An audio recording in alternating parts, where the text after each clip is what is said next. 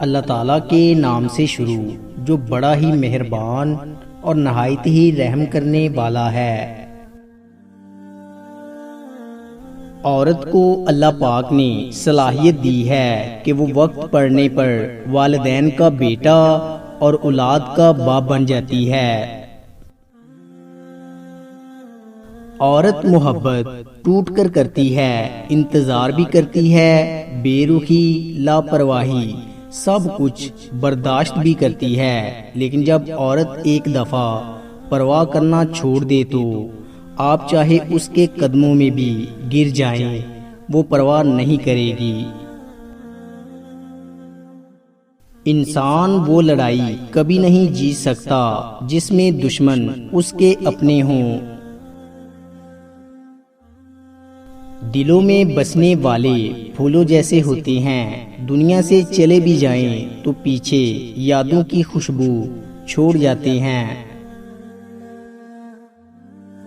وہ ساتویں آسمان پر رہنے والا رب ہم زمین پر بسنے والوں کا درد ہمارے ساتھ جینے والے انسانوں سے بہتر جانتا ہے۔ اگر اللہ پاک تمہاری دعائیں پوری کر رہا ہے تو وہ تمہارا یقین بڑھا رہا ہے، اگر دعائیں پوری کرنے میں دیر کر رہا ہے تو تمہارا صبر بڑھا رہا ہے، اگر تمہاری دعاؤں کا جواب نہیں دے رہا تو وہ تمہیں آزما رہا ہے، اس لیے ہمیشہ دعا مانگتے رہو۔ رحمت حق اس شخص کی تلاش میں رہتی ہے جس کی آنکھ پورنم رہتی ہے۔ اصل محبت تو یہی ہے کہ جیسی بھی تلخی ہو جائے، کتنی ہی شدت کی ناراضگی ہو جائے، مگر اپنے دل میلے نہ کیے جائیں، انا کی دیوار نہ تعمیر کی جائے۔ ایک بدو نے نبی پاک صلی اللہ علیہ وآلہ وسلم سے پوچھا کہ حشر میں حساب کون لے گا؟ آپ صلی اللہ علیہ وآلہ وسلم نے فرمایا اللہ۔ بدو خوشی سے جھوم اٹھا اور چلتے چلتے کہنے لگا باخدا تب تو ہم نجات پا گئے۔ آپ صلی اللہ علیہ وآلہ وسلم نے پوچھا وہ کیسے؟ اس نے عرض کیا اللہ کریم ہے اور کریم جب قابو پا لیتا ہے تو معاف کر دیتا ہے۔ بدو چلا گیا مگر جب تک نظر آتا رہا آپ صلی اللہ علیہ وآلہ وسلم کا جملہ دہرا کر فرماتے رہے قدو جد بھی ربی، قدو جد بھی ربی۔ اس نے رب کو پا لیا، اس نے رب کو پہچان لیا۔ جن سے محبت ہو ان کو پابند نہیں بنایا جاتا، محبت اگر سچی ہے تو وہ خود ہی پابند ہو جائیں گے۔ اگر آپ صرف وہی دیکھتے ہیں جو دنیا آپ کو دکھاتی ہے اور صرف وہی سنتے ہیں جو دنیا آپ کو سناتی ہے تو یقین کیجئے کہ آپ نہ دیکھ سکتے ہیں نہ سن سکتے ہیں۔ جب محبت کا یوسف ہجر کے کنویں میں گرتا ہے تو اس کے چاہنے والے کی آنکھیں یعقوب ہو جایا کرتی ہیں۔ روٹھنے اور منانے کا عمل رک جائے تو محبت کو زنگ لگ جاتا ہے۔ تکلیف آتی ہے ہمارے اعمال کی وجہ سے، ہماری وسعت برداشت کے مطابق۔ اللہ کے حکم سے ہر تکلیف ایک پہچان ہے اور یہ ایک بڑی تکلیف سے بچانے کے لیے آتی ہے۔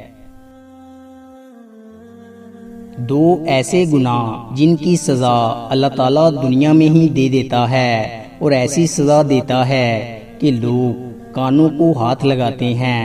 نمبر 1 کسی پر ظلم کرنا اور نمبر 2 والدین سے بدسلوکی کرنا۔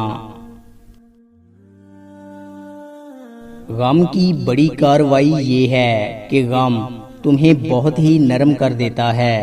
اگر غم نہ ہو تو انسان پتھر ہی رہتا ہے۔ غم اور پریشانی دراصل انسانی فیصلے اور اللہ کے حکم کے درمیان فرق کا نام ہے۔ ایک دوسرے کی بات کرنے کی بجائے ایک دوسرے سے بات کیجیے، زندگی آسان بن جائے گی۔